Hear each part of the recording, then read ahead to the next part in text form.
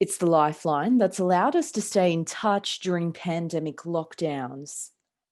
And with 71% of Australians being active social media users, it's something most of us rely on. Now, a study by Federation University has revealed the influence social media is having on relationships during COVID-19.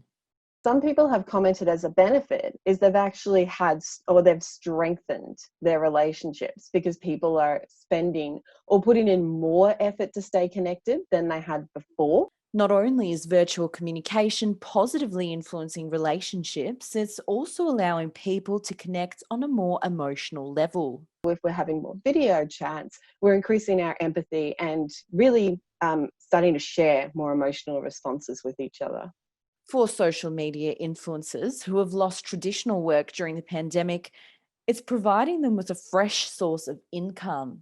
With bigger brands, I found that they're putting more budget into like influencer marketing, or I'm doing a lot of content creation for brands just because they don't have access to studios and shoots. So I found I've been able to pivot really nicely during this time. But despite the positives, social media can be a double-edged sword. It has that connective capacity and making us feel like we're in this together, or that we're kind of sharing these experiences. But in other ways, it can make us feel lonely and isolated.